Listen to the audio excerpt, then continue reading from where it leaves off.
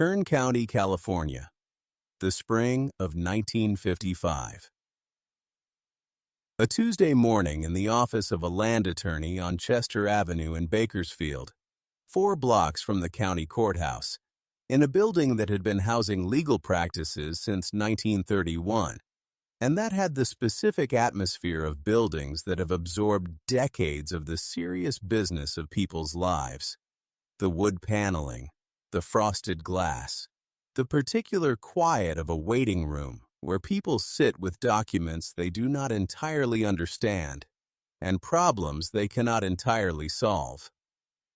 The attorney's name was Harold Fitch.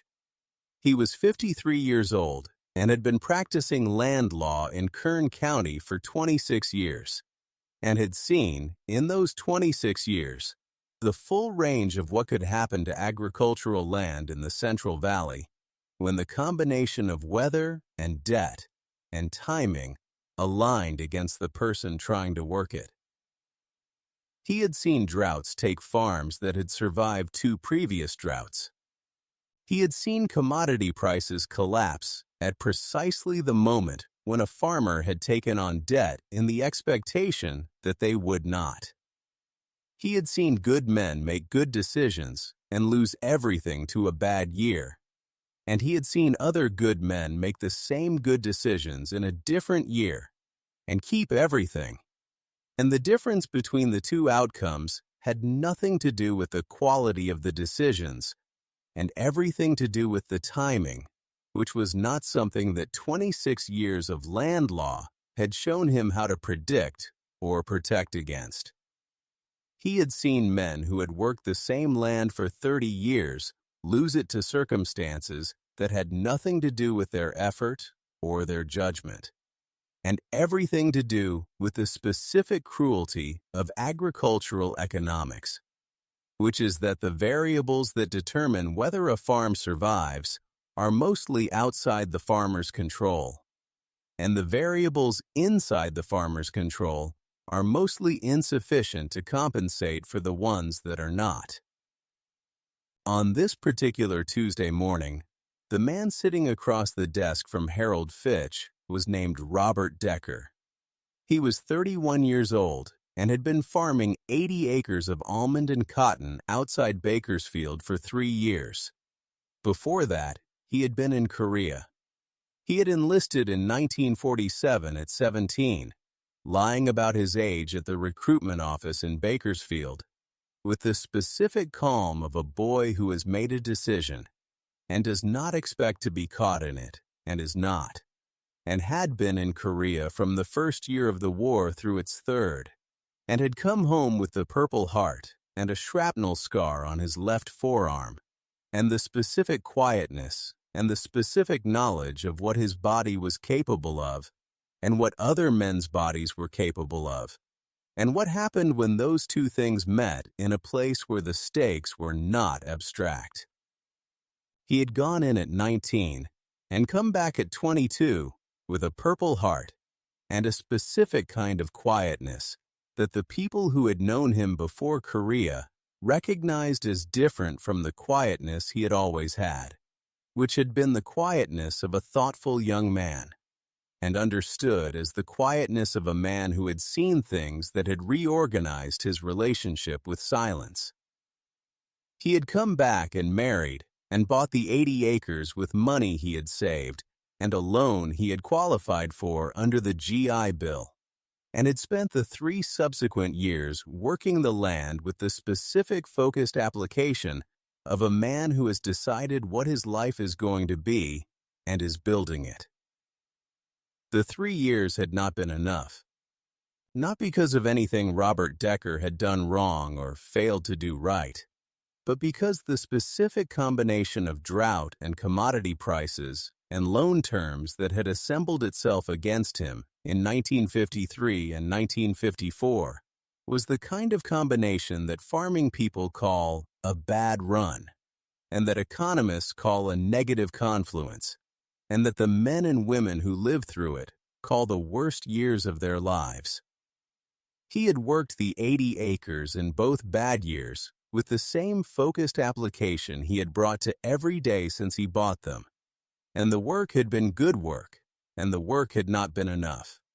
And the gap between good work and enough was the number Harold Fitch had written on the pad on his desk and turned so Robert Decker could see it clearly. The drought that had hit Kern County in 1953 had reduced his yield 2 years running, and the almond prices of 1954 had been the lowest in 11 years. And the loan payments had not adjusted for either of these facts. And Robert Decker was sitting across Harold Fitch's desk on a Tuesday morning in the spring of 1955 because the bank had sent him a letter, and the letter had said things that required an attorney to translate into plain language.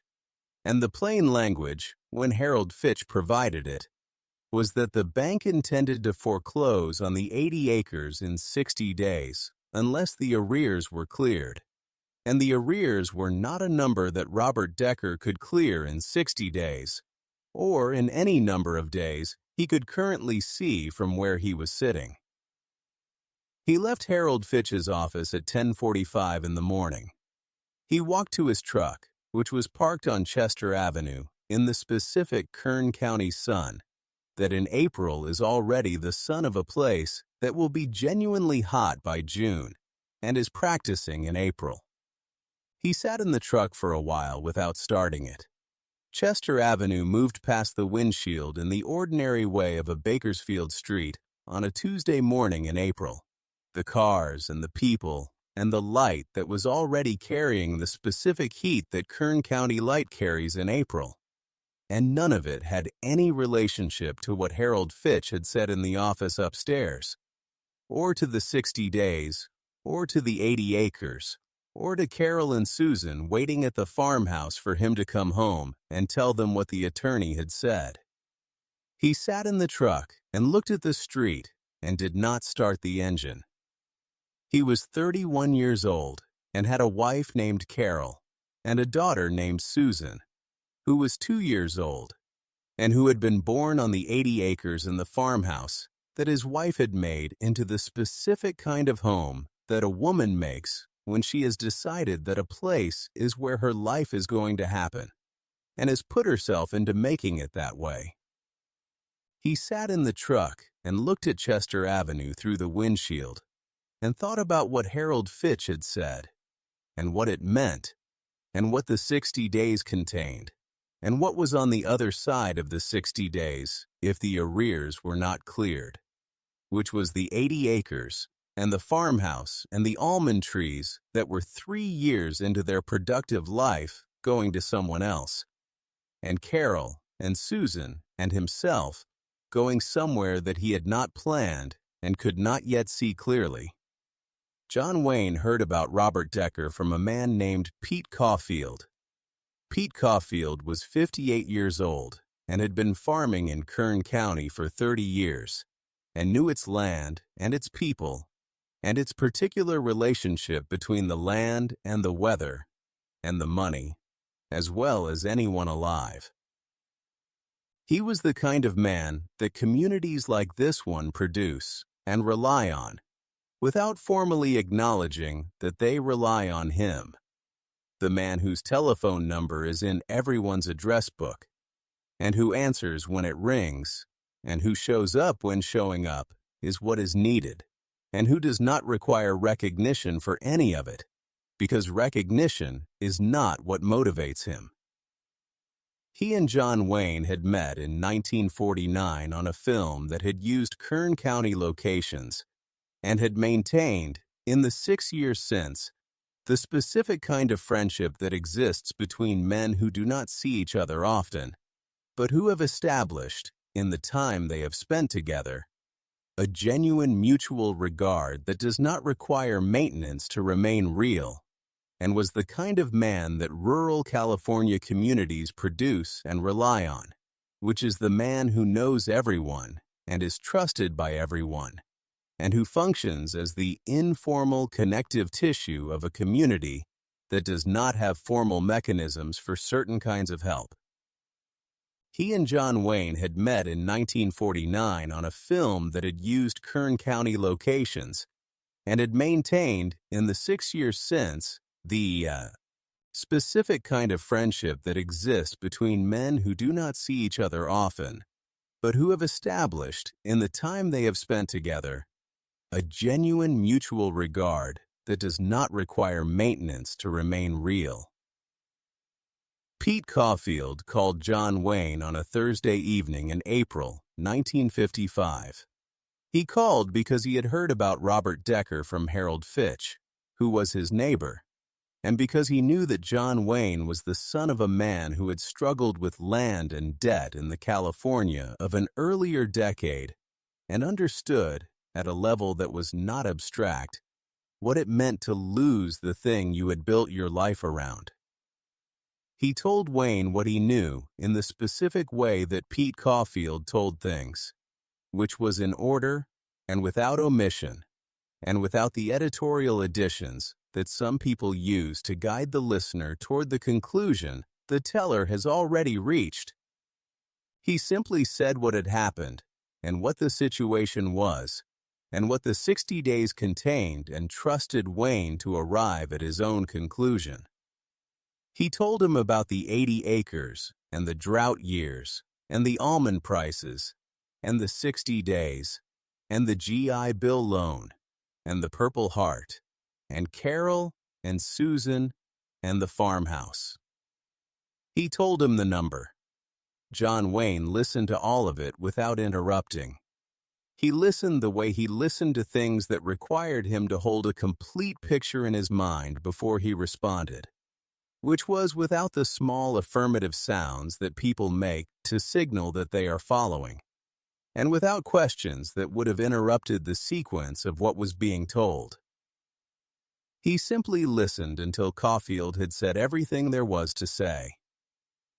When Caufield finished, there was a pause on the line of the specific kind that pauses on telephone lines have when the person on the other end is thinking rather than waiting, thinking through what they have heard and what it means and what the right response to it is. The pause of a man who does not speak before he knows what he is going to say. Then Wayne said that he would take care of it. He said it in the flat, certain tone of a man stating what is going to happen rather than what he hopes will happen. Caufield said that he had not called to ask for money. Wayne said that he knew that. He said that Caufield had called because he knew Wayne would want to know, and that Wayne was grateful for the call, and that he would handle the rest. He said it without elaboration. Caufield said that Decker was a proud man and would not accept charity.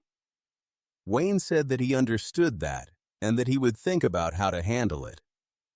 He said good night. He hung up. What John Wayne thought about in the evenings between Pete Caufield's call on a Thursday and the first of the 3 phone calls he made on the following Monday was the specific problem that Caufield had identified without naming it directly. Caufield had said that Decker was a proud man. He had said it once, near the end of the call, after he had given Wayne the number and the 60 days and the full picture of the situation. He had said it in the tone of a man noting a fact that the listener will need to account for when he decides what to do with the information he has just received. What John Wayne thought about, in the days between Pete Caufield's call and what happened next, was the specific problem that Caufield had identified, which was how to help a proud man without requiring him to accept help in a form that cost him something beyond the financial. He had thought about this problem before.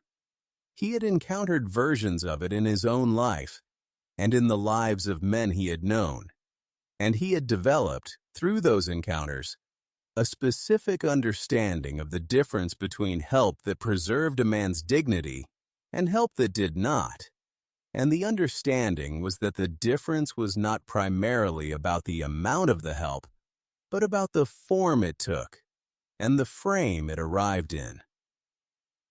He made 3 phone calls over the following 2 days.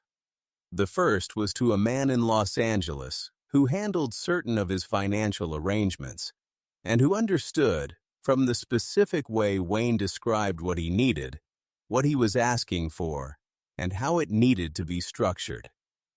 The second was to a man at a bank in Bakersfield who owed Wayne a favor from 1951, and who, after a brief conversation, said that he understood and that he would make the necessary arrangements on his end.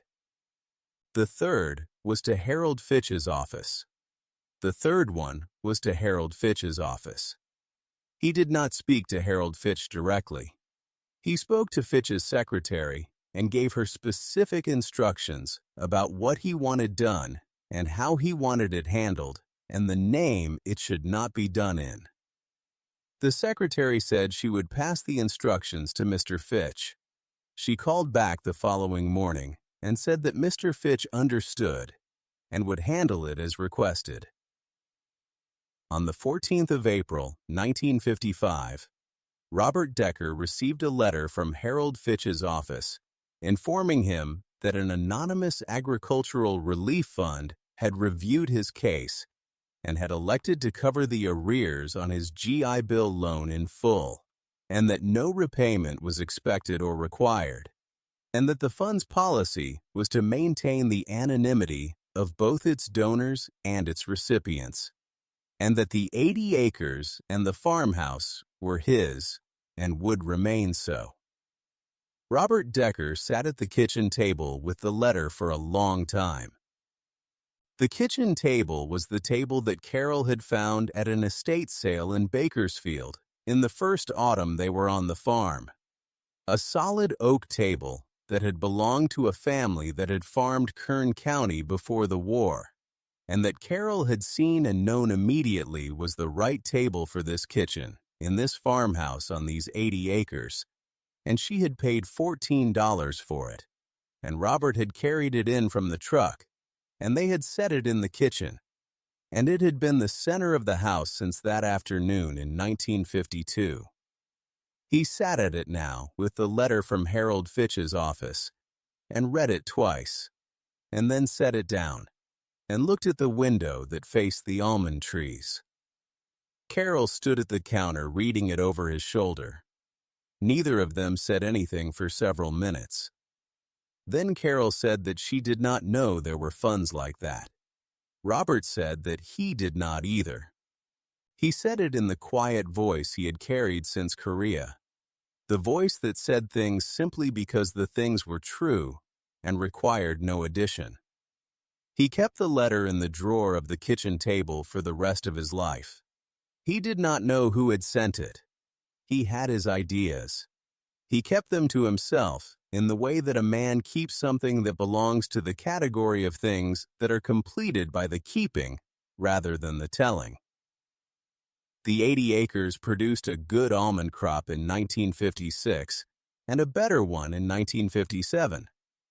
And Robert Decker paid off the GI Bill loan 4 years ahead of schedule and put the money he saved on the interest into the farmhouse and into the education of Susan and the 2 children who came after Susan.